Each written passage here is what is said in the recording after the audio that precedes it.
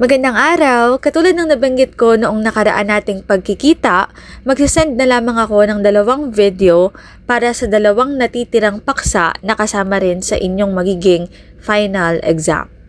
Narito ang unang video at ito ay tungkol sa mga sitwasyong pangwika sa Pilipinas. Bago tayo magsimula, mayroon akong katanungan. Saan mo karaniwang naririnig o nababasa ang wikang Filipino?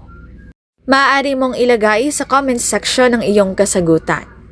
Bukod sa mga naisip at nasabi ninyo, narito ang mga medium na kung saan ginagamit o naririnig natin ng wikang Filipino. Una, telebisyon.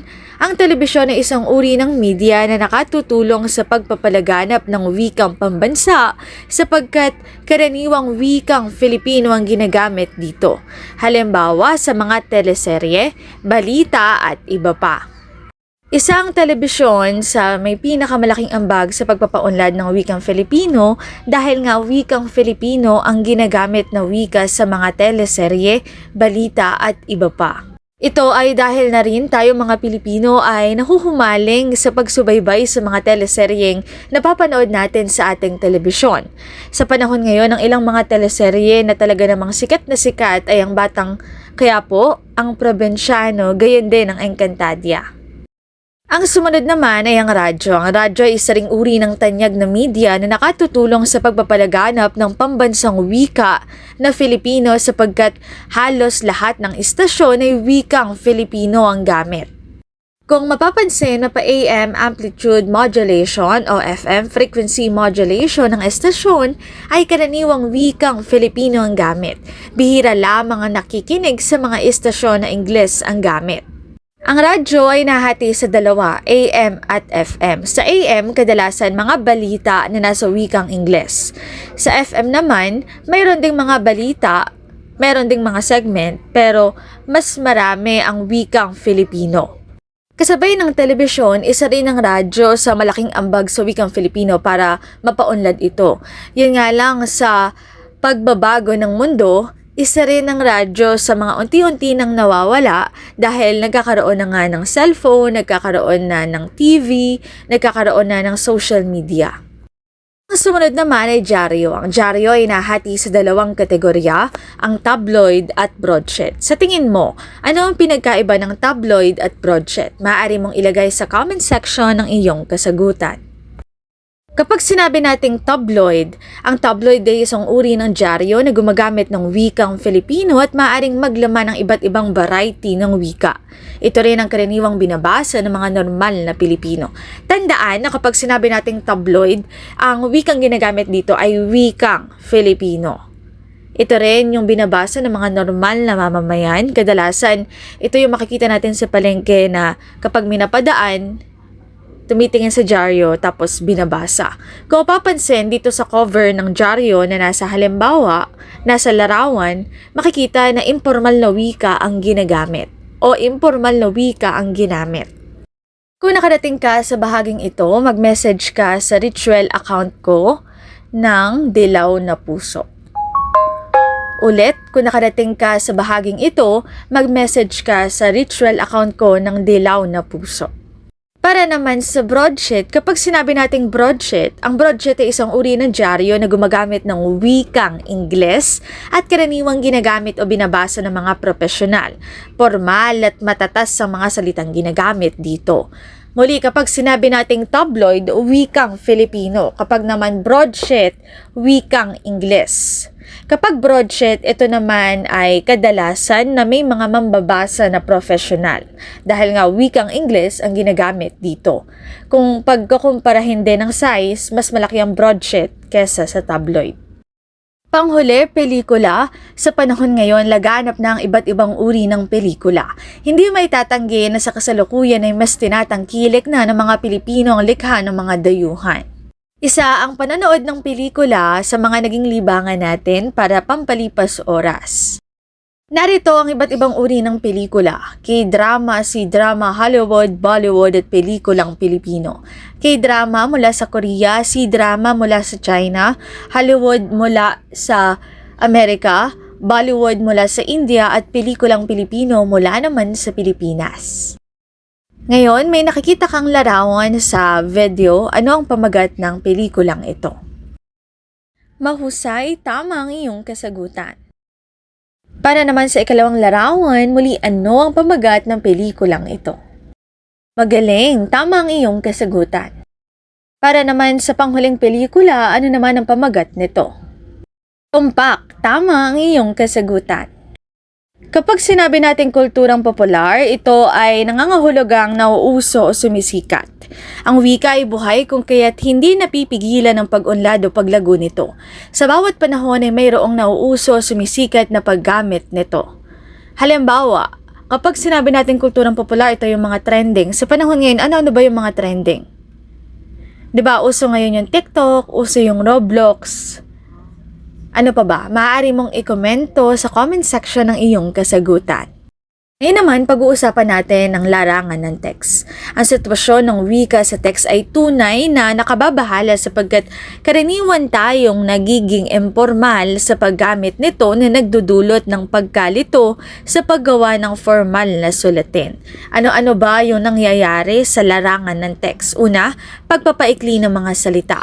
Dito sa pahayag, makikita natin na halimbawa yung salitang sapagkat.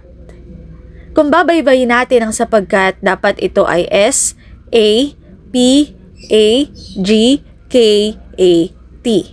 Pero dahil sa pagpapaikli ng text na walang dalawang titik A. Sumunod, paggamit ng mga numero kapalit ng letra at pantig.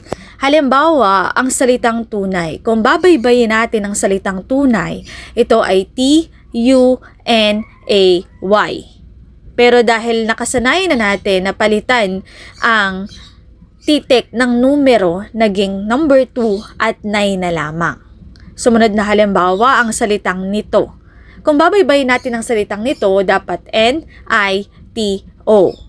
Pero dahil sa pagpapalit ng numero sa mga titik, naging NI, tapos dinagdagan na lamang ng numerong number 2. So, sumunod naman po ang salitang formal. Kung babaybayin natin ang salitang formal, dapat ito ay P-O-R-M-A-L. Pero dahil sa pagpapalit ng numero sa mga letra, naging number 4 at M-A-L na lamang. Sumunod naman ay paggamit ng Taglish. Dito, nagkakaroon ng paggamit ng Taglish dahil may mga salita na madali mong ma-explain kapag ginamit mo ang wikang Ingles. Tingin nyo, ano kayang mga dahilan bakit natin pinapaikli, bakit natin pinapalitan ng number, at bakit tayo gumagamit ng Taglish sa pagbuo ng text o message na gusto nating sabihin? Maaari nyong i-comment sa comment section ang iyong kasagutan.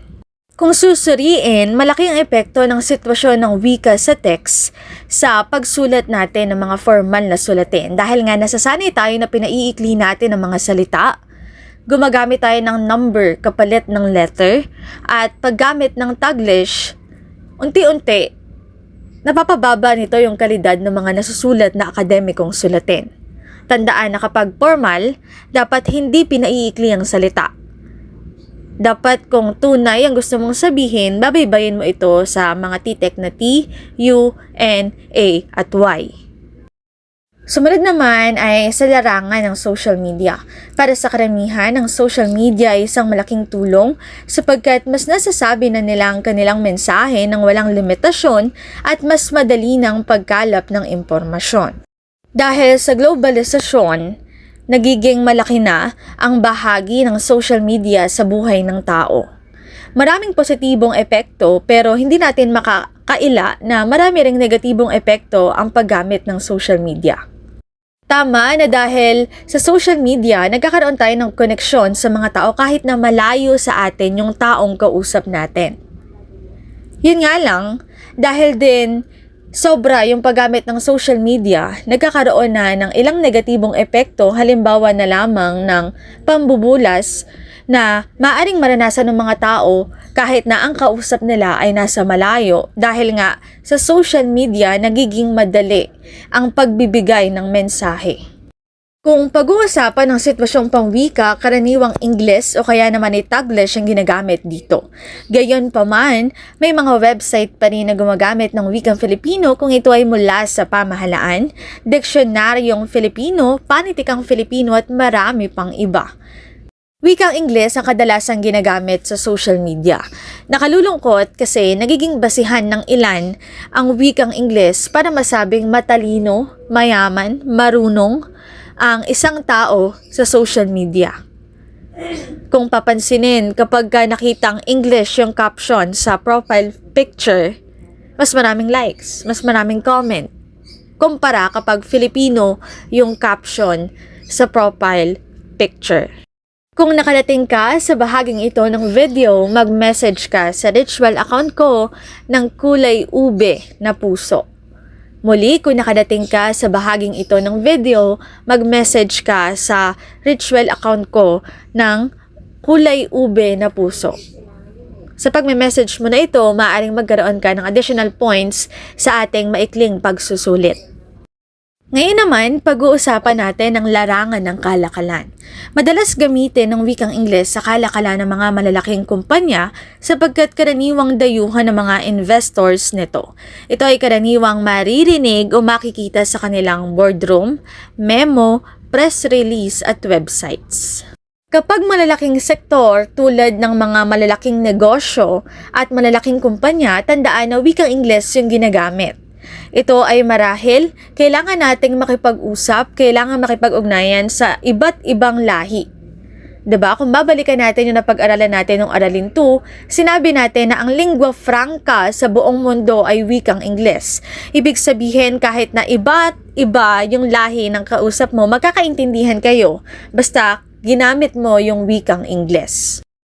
Ang wikang Filipino naman ay ginagamit din sa kalakalan. Yun nga lang, karaniwang makikita ito o maririnig sa mas maliit na sektor ng ekonomiya tulad ng palengke, mall, kainan at iba pa. Filipino rin ang gamit nilang wika sa telebisyon upang manghikayat na bilhin ang kanilang kalakal o mga produkto. Kanina, nabanggit na kapag malaking negosyo, malaking kumpanya, wika Ingles ang gamit.